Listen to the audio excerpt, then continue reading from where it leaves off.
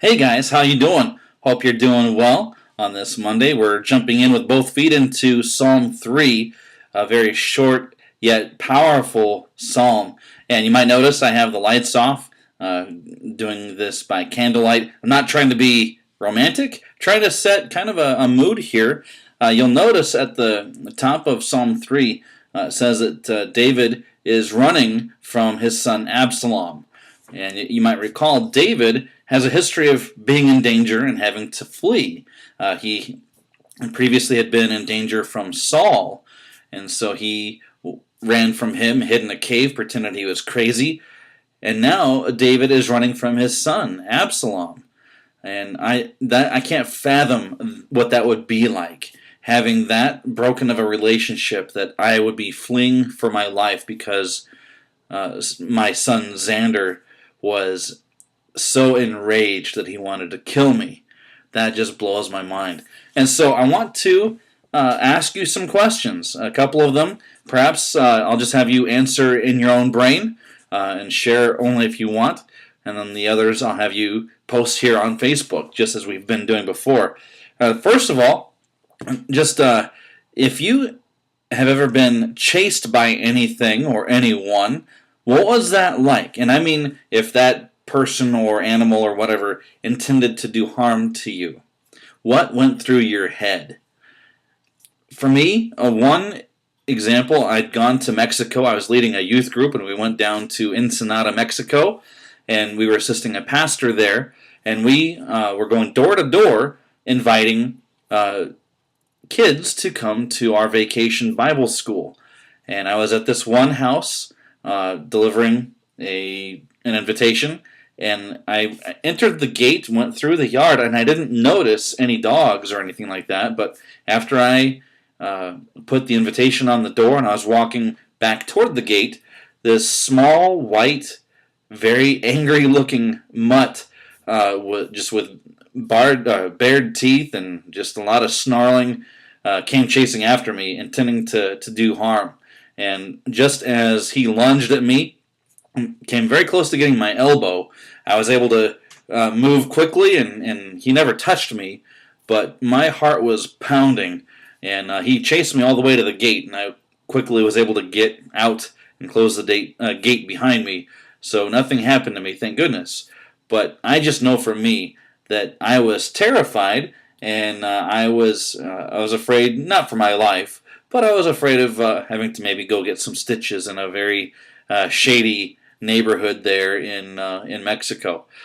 Have you ever been chased? Not in playing hide and go seek, but a serious sort of chasing with intent for harm. What was that like for you? And then the second thing is just thinking of David and his son Absalom. Again, that breaks my heart thinking of that broken relationship. Do you have any kind of broken relationship like that? Whether it's with a child of yours or perhaps with a parent of yours. Has it ever been resolved? Are things okay now? Or is it still unresolved? Is there still brokenness there? How is that for you? If you're willing to share, I would love to hear how that is for you. And again, this might be one of those things that you just want to dwell on and not share. I totally respect that. But if you do wish to share, I think that would also help us to understand perhaps David a little bit better here. And then the last question is this: is asking for help from anybody, a person, is it hard for you? Especially as a guy. I know for me, I tend to be prideful, and I think that even if I work an extra hour or two trying to find a solution to a problem, I know that somehow I can do it on my own. And I'm not willing to ask for help, not too easily. It's a pride issue, absolutely. How is that for you? Do you find it easy or hard to ask for help from another person? Translating that into our relationship with God, how is it for you to ask help from Him? Is it easy or is it hard? I see in this psalm, David is calling on God to sustain him. David is wanting God to be just his deliverer and his sustainer. What a great reminder that God is there for us in that way, in the not the small petty things per se, but I'm thinking of like the real tough stuff that we go through in life, whether it's death or serious illness of a loved one, or uh, loss of a job, or just one of those deep dark places of life that we don't like to go into. Do you find it hard to ask God to sustain you? If so, why? If it's easy, why do you think that is? I would love to hear your thoughts on that. Again, thank you so much for contributing to this Men's March through the Psalms. And I am excited that you guys are part of this, again, that you're making this a priority. How can we be praying for one another? My biggest prayer in regard to this Bible study is that each of us would be men of prayer and men of the Word.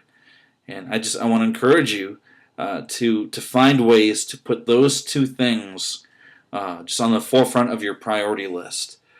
Not just as a thing to do or an item to check off of your to-do list, but that we can grow in our relationship with Jesus Christ.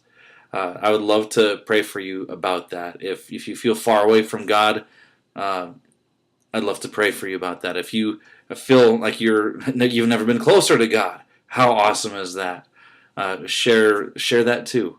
But nonetheless, thank you guys for being a part of this, and I'm looking forward to hearing your feedback during the rest of this week. Take care, God bless, and we will be in touch.